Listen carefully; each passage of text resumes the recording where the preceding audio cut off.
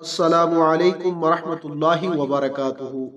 ناظرین، اگر آپ ہمارے چینل پر نئے ہیں تو جلدی سے ہمارے چینل کو سبسکرائب کر لیں اور ساتھ میں لگے بیل کے آئیکن کو ضرور پریس کریں تاکہ ہماری آنے والی ہر نئی ویڈیو کا نوٹیفیکیشن آپ کو بآسانی مل سکے۔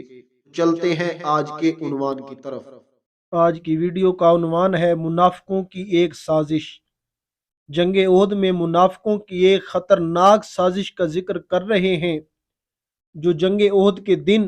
ان بدبختوں نے رسول خدا صلی اللہ علیہ وآلہ وسلم کے خلاف کی تھی، جس پر قرآن مجید نے روشنی ڈالی ہے اور جو بہت ہی قابل عبرت اور نہایت ہی نصیحت آموز ہے، اور وہ یہ ہے کہ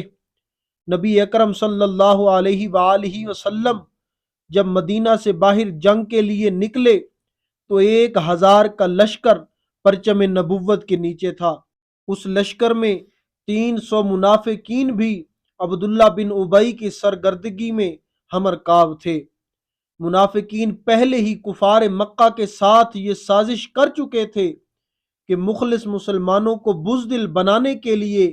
یہ طریقہ اختیار کریں گے کہ شروع میں مسلمانوں کے لشکر کے ساتھ نکلیں گے،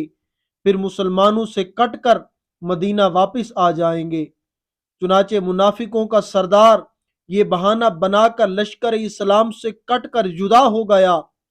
کہ جب محمد نے ہم تجربہ کاروں کی بات نہیں مانی کہ مدینہ میں رہ کر مدافعانہ جنگ کرنی چاہیے، بلکہ الہڑ نوجوانوں کی بات مان کر مدینہ سے نکل پڑے، تو ہم کو کیا ضرورت ہے کہ ہم اپنی جانوں کو ہلاکت میں ڈالیں۔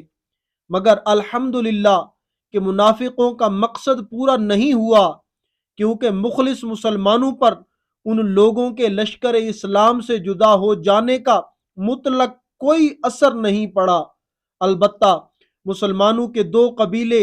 بنو سلمہ اور بنو حارثہ میں کچھ تھوڑی سی بزدلی پیدا ہو چلی تھی،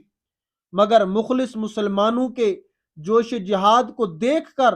ان دونوں قبیلوں کی بھی ہمت بلند ہو گئی، اور یہ لوگ بھی ثابت قدم رہ کر پورے جان نثارانہ جذبات سرفروشی کے ساتھ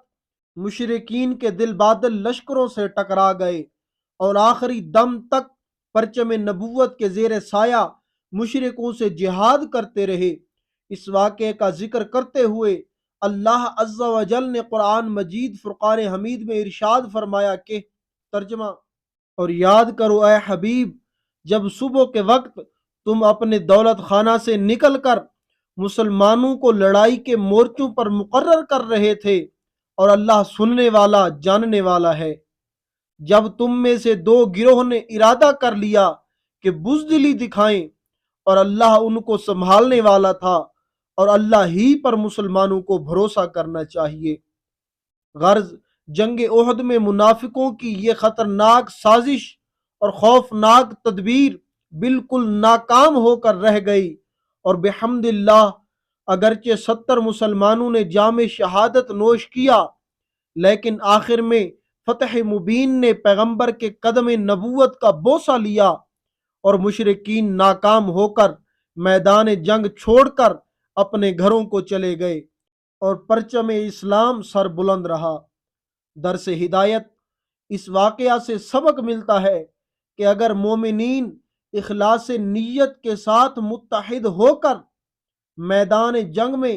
کافروں کے ساتھ جواں مردی اور اولو العزمی کے ساتھ جہاد میں ڈٹے رہیں